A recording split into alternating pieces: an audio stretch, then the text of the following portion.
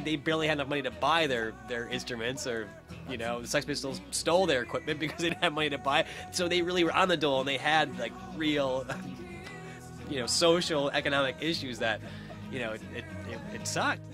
It's kind of funny because we'll see students come here at the store and they'll be taking guitar lessons, and they'll have a mohawk, and they'll have their, you know, Misfits jacket or the Damned, that kind of stuff. But they'll pay for their lessons with their mom's credit card. Or...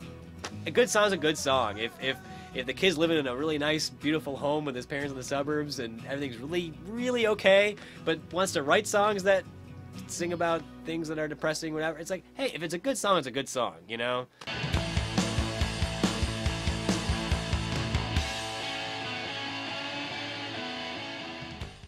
From a young age, all 4 band members had shown early musical promise, whilst delving into the lively punk and hardcore scene of the North Shore. Even in their teens, Andy, Joe and Pete were already veterans of a multitude of band projects and were starting to make a mark on the music scene, cutting their teeth touring, recording material and honing their craft. All right, I'm Jared Logan, and let me see, I know Fall Out Boy. I've known them since they first started. From their first 2 records and from their old bands that they used to be in and stuff like that, from the hardcore scene in Chicago. My name is Matthew Matera. Here in Racine, Wisconsin, my birthplace, my home.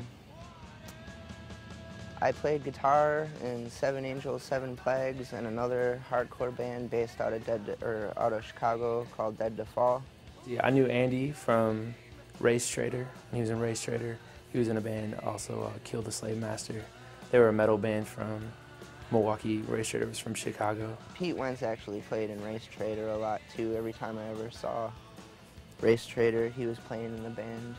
Actually, Race Trader is probably one of the first bands I'd ever heard of on Uprising. Jesse had the CD, and he played it for me, and I thought it was just wild. I thought it was a pretty obscene name, Race Trader. You know. Pete started a band, Arma Angelus, and my old band, 7 Angels, 7 Plagues, went on tour with them. Together we had the same booking agent, so we went out on the road together.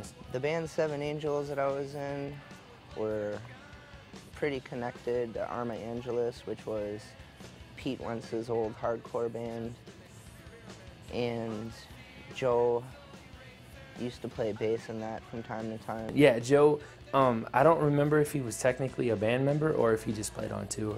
Arma Angelus was kind of like that chuggy, tough guy hardcore with the kind of, at this point, cliched, like, emotional breakdowns, you know?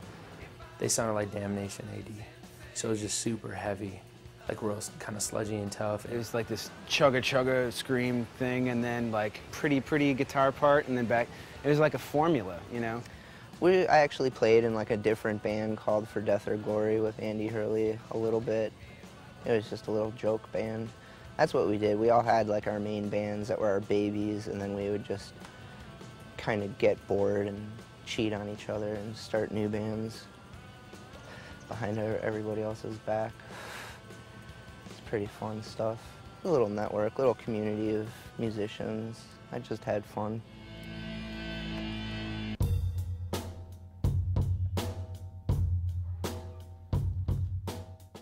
Whilst playing in Arma Angelus, Joe and Pete shared a booking agent with Gerard Logan and Matt Matera's band 7 Angels, 7 Plagues. The 2 bands undertook a joint tour of Florida and the East Coast and soon proved the theory that given the opportunity, boys will be boys. A few things happened on that tour. We just got into a little trouble at a house that we stayed at. And the spitball incident, yeah, I don't know. We stayed at a girl's house, and that was a fun story too. a bunch of us stayed home. Massive amounts of tissue wet on the ceiling. We just got a little bored.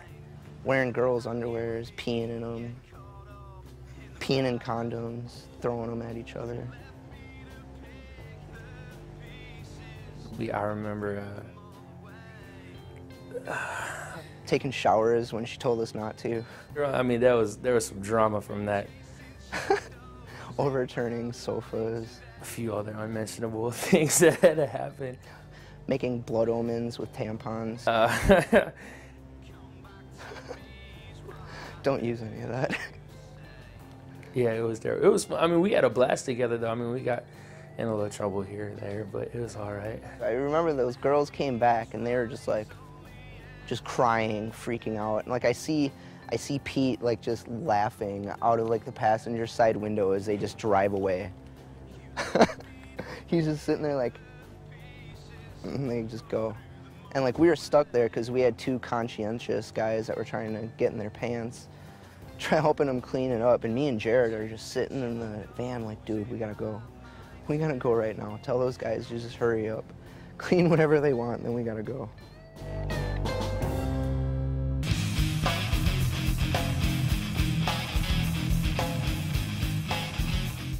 It was as Arma Angelis and their other projects were winding down that Pete, Joe and Patrick got together to start the band that would become Fall Out Boy.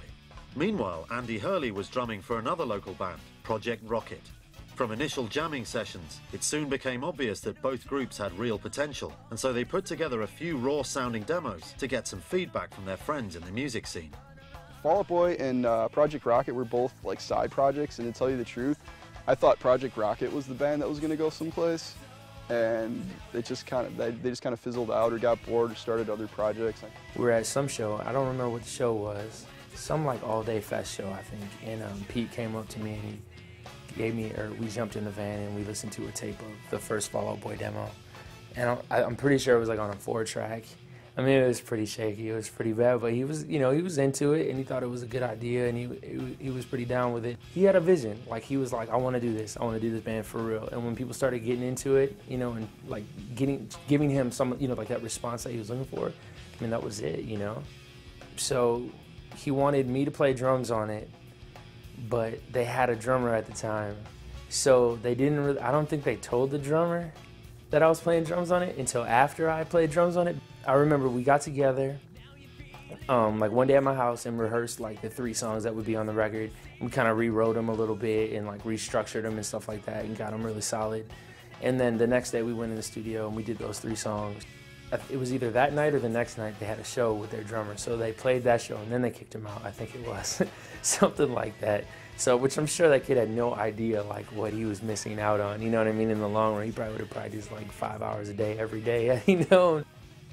I think Patrick came shortly after to do the vocals. He was like, I think 17 at the time. He just kind of came out of left field. All of a sudden, when they were recording that demo, because I was like always around when they were recording it, he just came out of nowhere with like this amazing voice, and everyone was just like, wow, that guy can sing like really well. So he came, cut the vocals, and we mixed it. And then I went on tour in January. I think it was like the top of January. I went on tour with Seven Angels, and we went out to California. We did like a California tour. And Sean Uprising, who put out that first Split record in the Evening Out With Your Girlfriend record, he came to the show. I showed him the CD in the car a little bit later, and he was like, man, this is good. I'm like, I know, this is real good. It was solid. It was real solid. And so he decided, I think he had talked to Pete already, and they had started to talk about stuff. So they worked it out. Just about a month before that, a band called Project Rocket, I had done a demo CD with them, like a 3-song demo. And that had the bass player from Seven Angels play guitar in that band, and Andy Hurley played drums in that band. Everybody was friends, so he ended up just taking the 2 demos and putting it together and making that split. And that came out, I think it was like late spring of 2002.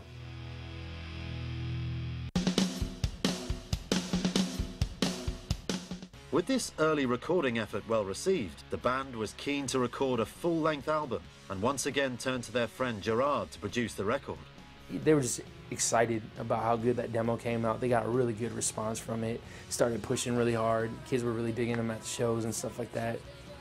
And so they just wanted to do a record really bad. I mean, it came together so fast. When they came in December and we did those 3 tracks, I don't think they had that many more songs at the time. And then they pounded out like a good, 4 or 5 more songs or whatever. I don't know if they dropped some old ones and then pounded out some new ones in, 2 months' time. And with a different guitar player and a new drummer. Vocals at the time, Patrick was still in high school, so he would just come up on a night, like after school, they'd drive him up.